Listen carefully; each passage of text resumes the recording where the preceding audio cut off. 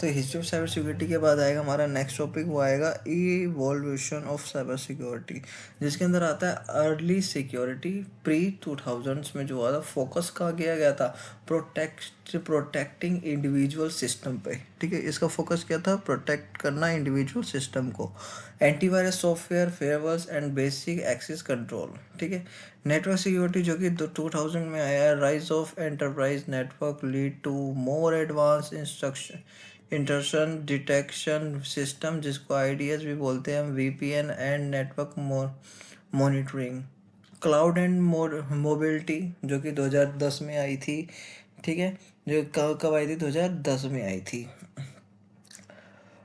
उसके बाद हमारे पास आया था एआई एंड थ्रेट्स इंटेलिजेंस, जो कि 2020 में हुआ था।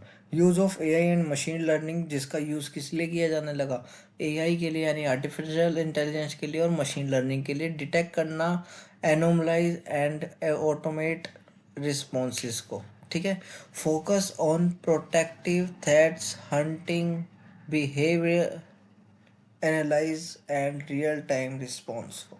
ठीक है, फीचर्स। अब हमारा नेक्स्ट टॉपिक आता है फीचर थ्रेट्स इन साइबर सिक्योरिटी। ठीक है, अब फीचर थ्रेट्स क्या होते हैं साइबर सिक्योरिटी के, वो हम देखेंगे।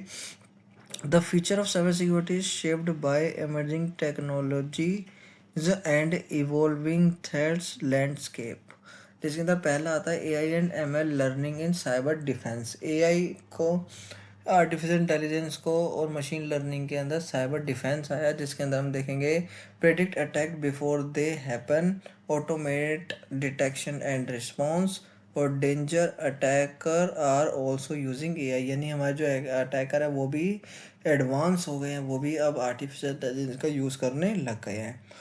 जीरो ट्रस्ट आर्किटेक्चर, जिसके अंदर never trust always verify approach, यानी कि किसी पे भी ट्रस्ट नहीं करना, हमेशा वेरीफाई करना है। जैसे कि अगर आपको पता हो, एक जब भी आप कुछ भी लॉगिन करेंगे, और अगर मैं आपको कोई एक एग्जांपल दूं, तो कई बार हम वेरिफिकेशन करते हैं तो उसके अंदर एक आता है, रोबोट चेक करता है ना, यू आर नॉट रोबोट करके आता है एक। ठीक है, वो क्या है, वो एक वेरीफाई, वो भी तो एक वेरीफाई कर रहा है कि हाँ भाई आप ह्यूमन हैं, कौन है ना, तो वो चीज़ तो ये है। और उसके बाद आता है every user and device must be authenticate and authorized continuously। Third आता है cloud security advertisement. Cloud security advertisement में क्या आता है, focus on multi cloud environment, greater adoption of cloud native security tools like SASE, secure access service edges. Fourth आता है cyber security for AI and quantum computer.